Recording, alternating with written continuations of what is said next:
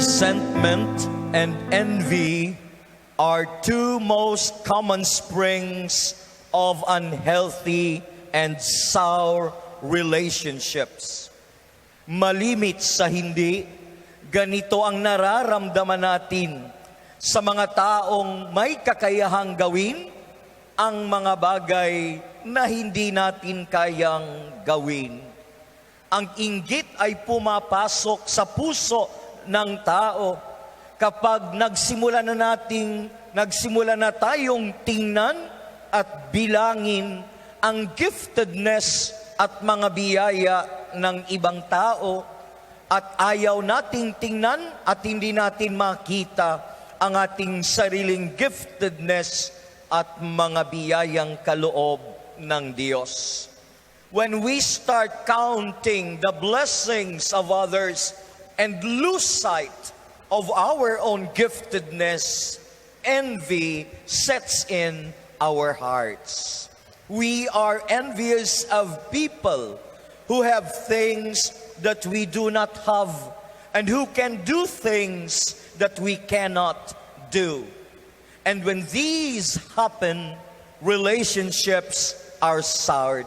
Nasasayang ang mga magaganda at mabubuting ugnayan sanang maaaring tumubo at lumago nang dahil sa inggit at resentment.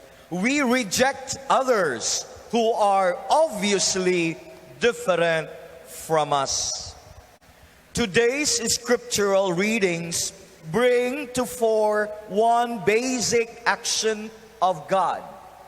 God calls, He chooses, and sends prophets. Mula sa simula hanggang sa kasalukuyan, nagsusugo ang Diyos ng mga propeta. Ang propeta ay spokesperson ng Diyos. Siya ang sugo ng Diyos. Tinawag siya at isinugo upang ihatid ang mensahe ng Diyos sa mga tao. In the first reading, we heard the call and the sending of the prophet Ezekiel. Ito ang sabi ni Ezekiel, nilukuban ako ng Espiritu at itinayo upang pakinggan ang isang tinig na nagsasabi, Tao, susuguin kita sa Israel. Kaya puntahan mo sila at sabihin mong, ito ang ipinasasabi ng Panginoon. Mula sa napakaiksing pagbasang ito, malinaw ang layunin ng pagtawag at pagsusugo sa propeta upang ipahayag ang mensahe ng Diyos, no more, no less. Gayon din naman ang kwento ni San Pablo mula sa pagiging pariseo na umuusig sa mga Kristiyano at ang nais ay wasakin ang simbahan. Siya ay tinawag ng Panginoon upang magpahayag at mangaral sa mga hentil. Our favorite verse in the Gospels proclaim, For God so loved the world that He sent, that He gave us His only Son. In today's Gospel, Jesus, the one sent by God, comes back to His native place of Nazareth. He came to His own town as a prophet much, much greater than Ezekiel and more than any other prophets. Ito ang sabi sa Ebanghelyo. Pagdating ng araw ng pamamahinga, nagturo siya sa sinagoga. Nagtaka ang marami sa nakarinig sa kanya. The God who calls, chooses, and sends prophets also makes clear to the one who is sent that his mission will not be easy.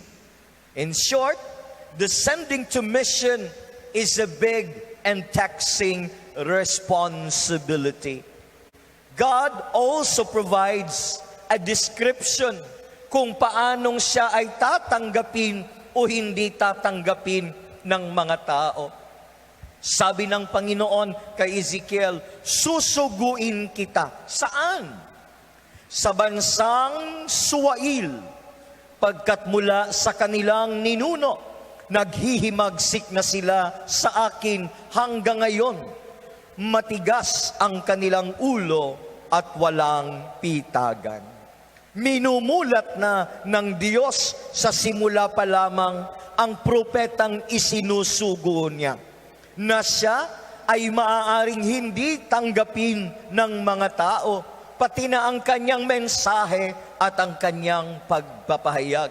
The prophet will be rejected, he will be persecuted, and eventually, he will be silenced. At hindi naman po nalalayo sa ganitong description ang mga kababayan at mga kaanak ni Jesus. Although they were surprised, they were amazed, they were astonished about Jesus' teaching and wisdom, they belittled Him. Minaliit nila ang Panginoon. They did not trust Him because Jesus was just one among them. Matapos makinig at mamangha sa mga pahayag ni Jesus, parang sinasabi ng mga taga-Nazaret, who do you think you are? You are just like one of us. Ganito ang sabi ng mga kababayan at mga kaanak ni Jesus. Hindi ba iyan ang karpintero, ang anak ni Maria at kapatid ni na Santiago, Jose, Judas at Simon? Dito nga nakatira ang kanyang mga kapatid na babae. We know him. Who do you think you are? At siya'y ayaw nilang kilanlin. Sinabi ni Jesus, ang propeta'y iginagalang ng lahat, liban lamang ng kanyang mga kababayan, mga kamag-anak at mga kasambahay. What is the consequence of this rejection of Jesus? Ang sabi sa Ebanghelyo, hindi siya nakagawa ng anumang kababalaghan doon, maliban sa pagpapatong ng kanyang kamay sa ilang may sakit upang pagalingin ang mga ito. What an irony! What a paradox! Sa ibang lugar na pinangaralan at nagpahayag si Jesus, namangha ang mga tao, tinanggap siya at nanampalataya sa kanya. Pero sa sariling bayan, matigas ang kanilang loob. They took offense at Jesus. Parang nagmimistulang walang kapangyarihan ang propeta kapag tinatanggihan siya ng mga tao. Parang kawawa. Parang isang tanda ito ng kahinaan ng sinugo ng Diyos. Pero ayon kay San Pablo sa ikalawang pagbasa, I am content with weakness, with insults, with hardships, persecutions, and constraints for the sake of Christ.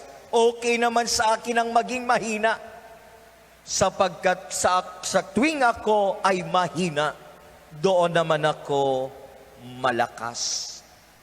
Saan humuhugot ng lakas ang isinusugong propeta? Walang iba kundi mula sa Diyos na tumawag at nagsugo sa Kanya.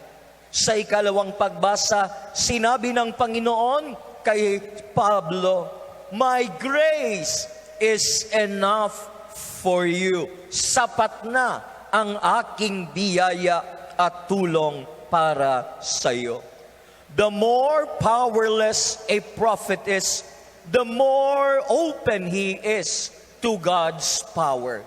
And then the world would not know that indeed it is the power of God that is working in him. Sa gitna ng hindi pagtanggap sa propeta at sa mensaheng hatid niya, God gives the one whom He sends an assurance. Malalaman nila na may propetang sa kanila ay sumama. They shall know that a prophet has been among them. Jesus, like Paul, like Ezekiel and the rest of the prophets, had been rejected many times, often by people who have known better and should have accepted him. Because of their resentment and scorn, they failed to see and know that the prophet of God has been among them. Despite the rejections, the Lord will continue his mission and do the work that the Father wanted him to accomplish.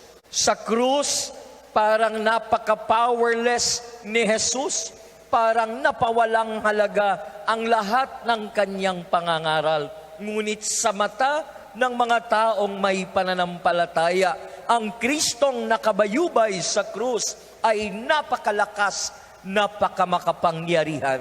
Bakit po? Sapagkat ginanap at tinupad niya ang gawaing pagliligtas ng Diyos Ama. And that is how the greatness of a prophet is measured. The greatness of a prophet is not measured by how successful or powerful or popular he was in the ministry. The true greatness of a prophet lies in his faithfulness to the one who sent him to become a prophet to his people. Sa mga naglilingkod at mga nagsisikap paglingkuran ng sambayanan, maaaring narinig nyo na ang mga ganitong bagay. Yan naman palingkod-lingkod sa simbahan, kaaway naman ang mga kapitbahay niya. O kaya narinig na halimbawa ng iba pang lingkod, iyan pala'y minister. Kung manginom naman rejections are part of our lives. Yang pari namang iyan hindi ko pa naman naririnig dito. Ang sungit-sungit naman. Ano? Well, let us also be true to our mission. We were sent, we were called, we were all chosen, sapagkat lahat tayo ay kabahagi sa pagiging propeta ng Diyos by virtue of our baptism. You can hear critics, you can hear rejections, pero katulad ni Jesus at ng ibang mga propeta, ipagpatuloy natin ang paggawa sa gawain ng Diyos. Amen.